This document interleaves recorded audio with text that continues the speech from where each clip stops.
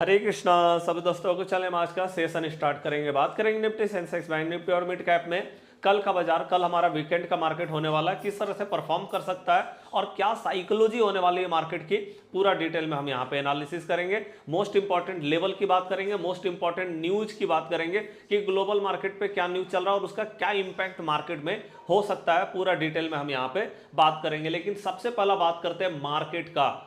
हम लगातार देख रहे हैं मार्केट एक पैटर्न को फॉलो कर रही है। यहां पे हम लगातार देख रहे हैं 4 दिनों से मार्केट ने एक पैटर्न को फॉलो किया है। पहले मार्केट गैप अप हुआ, 2 दिन मार्केट पूरी तरह से रेंज बाउंड रही, साइडवेज रही, और उसके बाद फिर से हमने देखा बड़ा गैप अप हुआ मार्केट में, और उसके बाद फिर से हमने देखा 2 दिन मार्केट पूरी तरह से इस गैप को मार्केट ने सस्टेन किया, साइडवेज रही मार्केट। जिस तरह से मार्केट ये पैटर्न को फॉलो कर रही है, इससे हम ये बोल सकते हैं कि कल फिर से एक गैप अप देखने को मिलेगा मार्केट में, क्योंकि मार्केट एकदम से रिपीटेड पैटर्न पे चल रही है। और अगर गैप अप हुआ तो बहुत ज्यादा चांसेस है फिर से मार्केट जो है एकदम से साइडवेज हो जाए, ये चांसेस बहुत ज्यादा है। मतलब हम देख रहे हैं कि भाई एक तो मार्केट सिर्फ गैप पे जो है मोमेंटम दिखा रहा है और उसके बाद पूरी तरह से साइडवेज है, जिसमें छोटे छोटे मोमेंटम देखने को मिल रहे हैं। और ऐसे मार्केट में सबसे ज्यादा प्रॉब्लम होता है एक्सपायरी के दिन में। अगर हमने सही जगह पे एसएल नहीं डाला तो हमारा भैया पूरा का पूरा फंड ले जाएगा ये मार्केट, है ना। इसीलिए थोड़ा सा एक्सपायरी से भी बचना होगा, क्योंकि मार्केट एकदम से ओपन होने के बाद जो भी मोमेंटम हो रहा है वो गैप में ही हो जा रहा है, उसके बाद मार्केट कोई मोमेंटम कर ही नहीं पा रही है। और इसका सबसे बड़ा कारण क्या है? सबसे बड़ा कारण है बैंकिंग सेक्टर का, क्योंकि हम जानते हैं सबसे बड़ा हमारा सेक्टर है भाई बैंकिंग सेक्टर। और जब बैंकिंग सेक्टर में ही परफॉर्मेंस जो है वो, आप देखो क्या हो रहा है बैंकिंग सेक्टर का परफॉर्मेंस। एक बार मैं इसको इरेज कर देता हूं। हाँ जी, तो यहां देखिए, यहां पे आप देखो बैंकिंग सेक्टर का क्या परफॉर्मेंस। अब ये देखो 1 डे का टाइम फ्रेम है, और 1 डे का टाइम फ्रेम में ये 4 दिनों से मार्केट कर क्या रहा है। मतलब भाई हमारा सबसे बड़ा सेक्टर है बैंकिंग सेक्टर, और ये इस तरह का अगर परफॉर्मेंस करे तो मार्केट का क्या हाल हो सकता है आप समझ सकते हैं। वो तो थोड़ा बहुत जो मार्केट चल रही है ना, वो आईटी सेक्टर के कारण एक्चुअल में चल रही है। अगर आप आईटी सेक्टर को देखेंगे तो आप देखेंगे भैया लगातार मार्केट ने हाइक किया है। मतलब बैंकिंग सेक्टर में तो कोई मोमेंटम है ही नहीं। निफ्टी और सेंसेक्स में जो मोमेंटम है ना, वो आईटी सेक्टर के कारण है एक्चुअली में।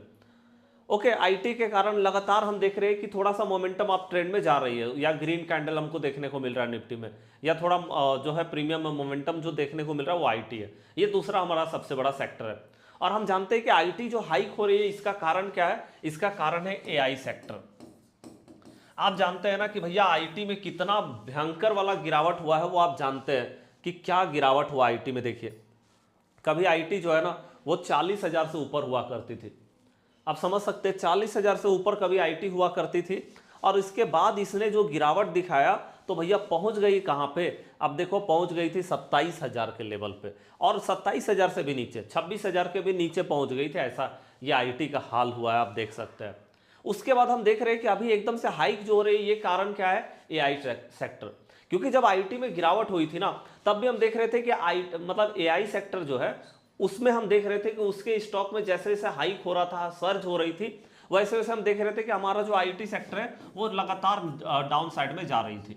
लगातार हम देख रहे थे ये नीचे जा रही थी, है ना। क्योंकि देखिए एआई ऊपर जाएगा तो आईटी सेक्टर नीचे इसलिए जाएगी, क्योंकि भैया जो मतलब आईटी सेक्टर का जो भी काम है वो सारा काम अगर एआई कर देगी तो आईटी सेक्टर को परफॉर्मेंस मतलब उसको भाई क्या काम क्या मिलेगा? आप समझ रहे हैं ना कि आईटी को फिर कोई काम मिलेगा कैसे? और जब उसको काम नहीं मिलेगा तो भैया उसका जो पीएनएल होगा वो तो कहीं ना कहीं निगेटिव ही जाएगा। लगातार उसका जो प्रॉफिट एंड लॉस है, उनका जो स्टेटमेंट ऑफ अकाउंट है, वो तो निगेटिव ही रहेगा ना। तो ये कारण था। लेकिन अब हम यहां पे देखें, अभी फिलहाल में अगर हम देखें 4-5 दिनों से लगातार एआई का सेक्टर जो है वो लगातार गिर रहा है, जिसके कारण हम देख रहे हैं आईटी में परफॉर्मेंस देखने को मिल रहा है। लगातार हम देख रहे हैं हाइक हो रही है। ओके, सेमीकंडक्टर हो गया, चिप हो गया, ये सारी चीजों का वैल्यू जो है वो लगातार गिर रहा है, जिसके कारण हम देख रहे हैं आईटी सेक्टर में बूस्टअप है, और अभी रहेगा। अभी चांसेस है कि थोड़ा आईटी सेक्टर का जो मार्केट रहेगा वो बूस्टअप रहेगा कहीं ना कहीं। तो चलिए, ये तो हम देख रहे हैं कि आईटी जो है वो लगातार कहीं ना कहीं निफ्टी और सेंसेक्स को चला रहा है। तो अब यहां पे सबसे इंपॉर्टेंट है भैया हमारे लिए कि बैंकिंग सेक्टर कब परफॉर्म करेगी, आखिर ये कर क्या रही।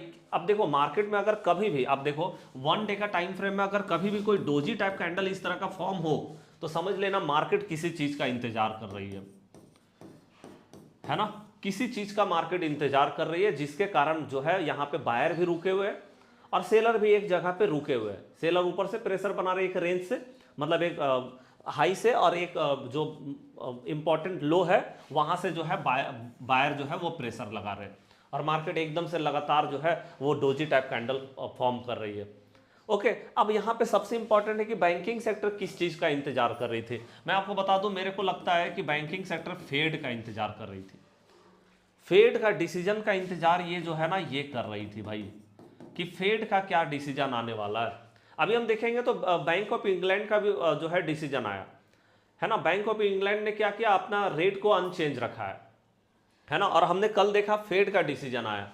अब देखो फेड का जब डिसीजन आया तो ये सबसे अच्छा हुआ हमारे लिए। क्या हुआ भाई, देखते हैं एक बार। यहाँ पे देखो मैंने न्यूज लगा रखा है। देखिए यहाँ पे क्या है, फेडरल रिजर्व जो कि आप जानते हैं अमेरिका का सेंट्रल बैंक है, ने ब्याज दर 3.50 पर अपरिवर्तित रखी है। मतलब भैया अनचेंज, कोई भी चेंजेस नहीं किया अपना रेट पे इन्होंने।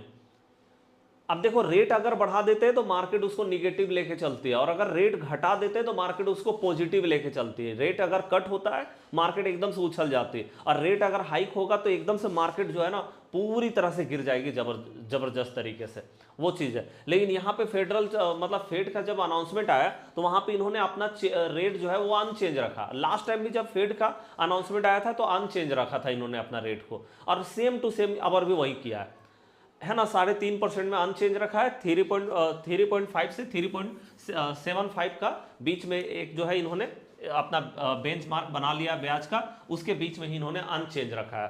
तो यहाँ पे आप देख सकते हैं अमेरिका फेडरल रिजर्व ने उम्मीदों के अनुरूप, जो उम्मीद किया जा रहा था कि अनचेंज होना चाहिए, रूप अपनी बेंचमार्क ब्याज दर को 3.5 से 3.75 पर अपरिवर्तित रखा है।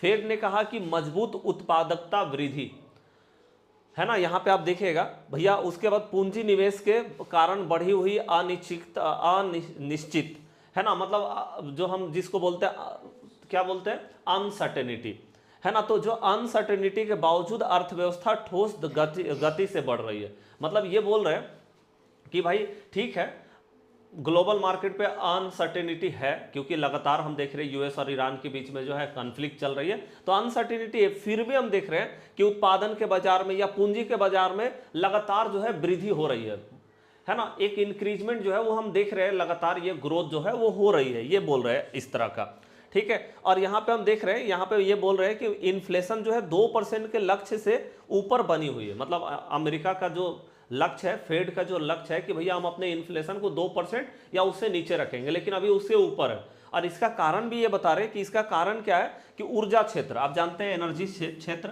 और यहाँ पे आप जानते हैं ऑयल, सबसे इंपॉर्टेंट है ऑयल। तो ऑयल का जो सप्लाई जो है यहाँ पे आप देख रहे हैं, जैसे क्षेत्रों में आपूर्ति में आए झटके, मतलब इसका कारण जो है भाई कि यहाँ पे हम देख रहे हैं कि हमारा जो इन्फ्लेशन जो है वो बढ़ा हुआ है, 2% से ऊपर चल रहा है, हम 2% से नीचे रखना चाहते हैं। तो इसका कारण है कि जो ऑयल का जो सप्लाई है उसमें जो रुकावटें आ रही है उसके कारण हुई है। लेकिन इन्होंने बोला है कि फिर भी भाई ग्रोथ जो है ना वो लगातार हो रहा है, इसीलिए हम अपने रेट को अनचेंज रखना चाहते हैं। और देखो इसी को मार्केट ने एक पॉजिटिव वे में लिया, और आप देख सकते हैं कि आज जो मार्केट में मोमेंटम बना, आप देख रहे हो कि मार्केट ने पूरी तरह से गैप को सस्टेन किया। आप देख सकते हैं है ना, निफ्टी हो या सेंसेक्स हो, मार्केट ने गैप को सस्टेन किया पूरी तरह से, जबरदस्त तरीके का गैप जो है वो मार्केट ने यहाँ पे सस्टेन किया है। ओके, और हम अभी और देख रहे हैं कि मार्केट में पोटेंशियल है अपसाइड में जाने का, क्योंकि देखो अब जो है ना अब बैंकिंग सेक्टर में परफॉर्मेंस होगा, क्योंकि बैंकिंग सेक्टर में आप देख रहे हैं कि यहाँ जो मार्केट रुकी हुई थी एक जगह पे, ये सिंपली जो है ना फेड का इंतजार कर रही थी, क्योंकि फेड के कारण अगर किसी को सबसे ज्यादा फर्क पड़ेगा तो वो है बैंकिंग सेक्टर। उसके बाद आप देखोगे बैंकिंग सेक्टर को तो आज मोमेंटम हुआ है बैंकिंग सेक्टर में, आप देखोगे थोड़ा मोमेंटम तो आज बैंकिंग सेक्टर ने भी दिखाया है।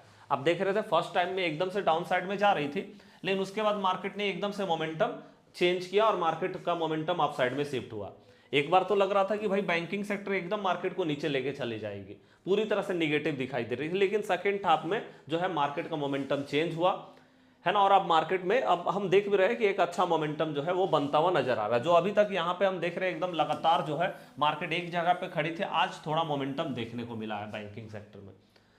तो कहीं ना कहीं अब हम देखेंगे कि देखो आईटी में तो मोमेंटम हो ही रहा है, लेकिन बैंकिंग सेक्टर में मोमेंटम कल देखने को मिलेगा और शायद ये एक पॉजिटिव मोमेंटम हो सकता है कल के लिए, जिस तरह का फेड का अनाउंसमेंट आया है। क्योंकि देखिए फेड अगर अनचेंज रखा अपना रेट को, तो इससे जो है ना एक उम्मीद बन जाती है कि आरबीआई का जब अनाउंसमेंट आएगा ना, तो वो भी क्या करेगा, वो भी अपना रेट को अनचेंज रखेगा।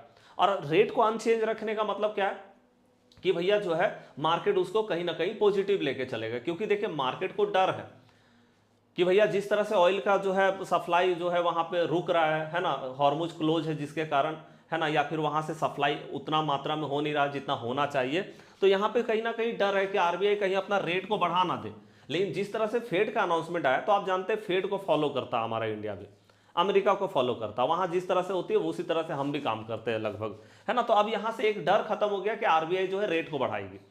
चांसेस है कि यहाँ पे हो सकता है कि या तो रेट को अनचेंज रखे, या ये भी हो सकता है कि भाई अपना रेट को वो कट करेंगे तो और मार्केट पॉजिटिव लेके चलेगी। तो अब बैंकिंग सेक्टर में मोमेंटम देखने को मिलेगा और एक पॉजिटिव मोमेंटम देखने को मिल सकता है। तो आप बैंकिंग सेक्टर पे नजर रखिएगा। सबसे पहले मैं आपको बोलूंगा बैंकिंग सेक्टर में कल के लिए आप एक चीज ध्यान रखिएगा, ये जो मार्केट में टॉप बना हुआ ना, तो जो मार्केट ने काफी फॉलो किया लगातार, आप यहां पे एक नोट कीजिए 57,300 का लेवल। मार्केट अभी कहां पे है, 57,100 पे। मतलब मार्केट इस हाई के ऊपर जहां निकले, आप देखो वन डे का टाइम फ्रेम में भी आप देख सकते हैं कि भैया 4 दिनों से लगातार मार्केट ने इस टॉप को फॉलो किया है। इस टॉप के ऊपर जैसे निकली मार्केट, बेहतरीन मोमेंटम होगा, हो सकता है एक रैली हो जाए मार्केट में, एक बड़ा रैली देखने को मिल जाए अपसाइड में, जहां पे हम देखेंगे कि कम से कम 58,000 तक का एक लेवल हमें दिखाई देता है कि अगर 57,300 के ऊपर अगर मार्केट निकली तो 58,000 का लेवल देखने को मिलेगा। और अगर बैंकिंग सेक्टर परफॉर्म करी तो निफ्टी और सेंसेक्स दोनों में परफॉर्मेंस होगा। और साथ में हम देख ही रहे कि आईटी लगातार हमारा सपोर्ट कर रही है, मार्केट को लगातार अपसाइड में जा रही है। तो अगर आईटी और बैंकिंग सेक्टर दोनों में परफॉर्मेंस होता है तो मोमेंटम एकदम से शिफ्ट करेगी और एक रैली मूव देखने को मिल सकता है ना। क्योंकि हम लगातार देख भी रहे हैं कि भैया 4 दिन से मार्केट एकदम शांत है। तो जब मार्केट ऐसे करके एकदम से शांत हो, आप देखो कि भाई मार्केट एकदम शांत है, तो आप समझ लो इसके बाद एक बड़ा मोमेंटम आने का तैयारी कर रहा है मार्केट यहाँ पे। ओके, चले तो ये हम देख रहे हैं। आगे हम बात करते हैं, अब मैं आपको लेवल बता देता हूँ निफ्टी और सेंसेक्स का। तो चलिए निफ्टी में सबसे पहला हम लेवल देखेंगे यहाँ पे। तो आइए 15 मिनट का टाइम फ्रेम हम यहाँ पे लगा लेते हैं। हाँ जी, ये देखिए 15 मिनट का हमारा ये टाइम फ्रेम हो गया, है ना।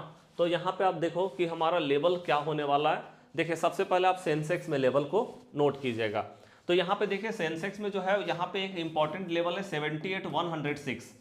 ये एक इंपॉर्टेंट लेवल है अपसाइड के लिए। अगर मार्केट इस जहाँ पे आप देख रहे हैं अभी मार्केट क्लोज हुआ है 77,835, मतलब यहाँ से थोड़ा ऊपर जाए, है ना, 200 पॉइंट ऊपर जा करके मार्केट अगर इस लेवल के पास में आती है और यहां से अगर एक ग्रीन कैंडल बनता है तो एक मोमेंटम बेहतरीन वाला 200-250 पॉइंट का मोमेंटम मिलेगा 78,375 का टारगेट नंबर 1।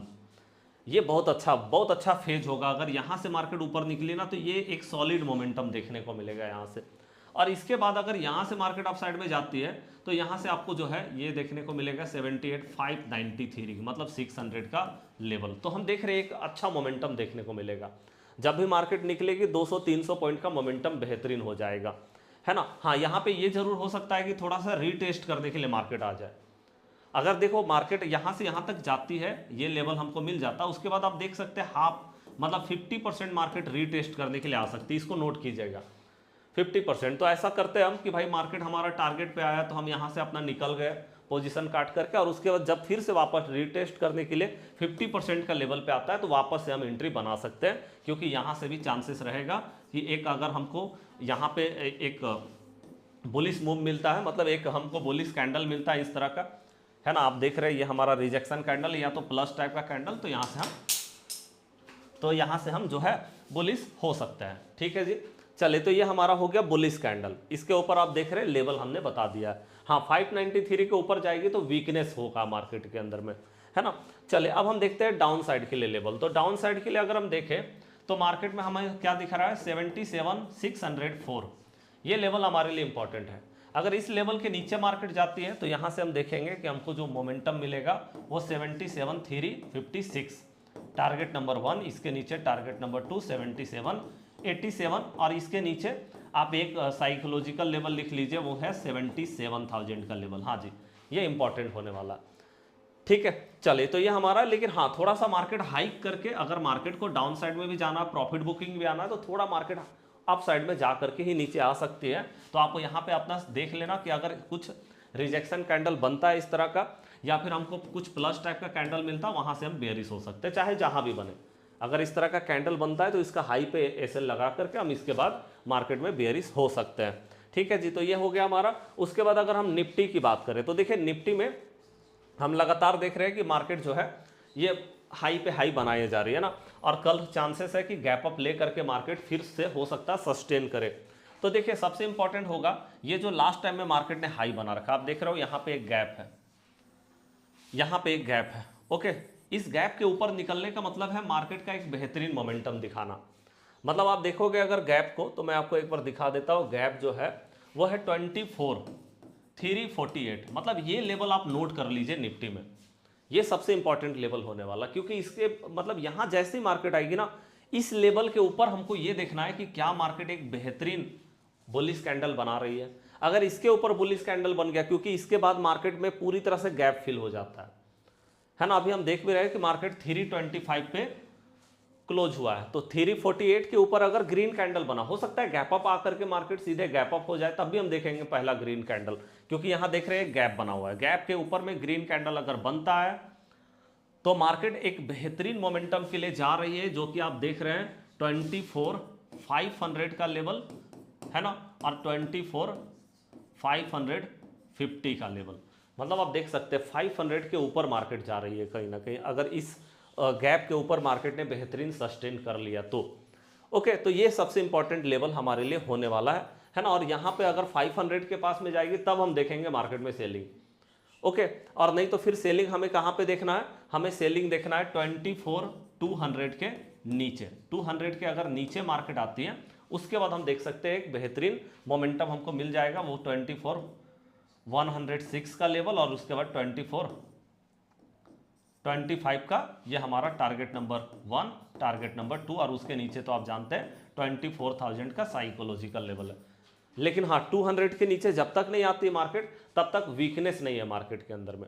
ठीक है, तो चले मैंने आपको सारा लेवल बता दिया, न्यूज आपको बता दिया है कि क्या हो रहा है। बाद बाकी अगर हम बात करें यूएस और ईरान के बीच में, तो एक्सीलेट कर रहा है वहां पे, वो भी एक चीज है ना, जो कि हम देख रहे हैं कि एक्सीलेशन हो रहा है दोनों के बीच में। ऐसे बातचीत भी चल रही है, लेकिन स्ट्राइक भी हो रहा है एक दूसरे के ऊपर। तो हम देख रहे हैं कि मार्केट एकदम से कंफ्यूज भी हो रही है, जिसके कारण मार्केट एकदम से परफॉर्म नहीं कर पा रही है। तो मार्केट को एकदम से लेवल पे ही देखना होगा, लेवल पे ब्रेकआउट मिले, लेवल पे मोमेंटम मिले, तभी हम जाएंगे, लेवल पे हमको सेटअप मिलेगा तभी जाएंगे। पूरी तरह से न्यूज पे डिपेंडेंट नहीं होना अपने को मार्केट में। ठीक है, तो चलिए हम आज का सेशन करते हैं यहीं पे। आप वीडियो अच्छा लगा तो लाइक करके कमेंट करके हमारा उत्साह जरूर बढ़ाइएगा। तब तक के लिए जय हिंद, जय भारत।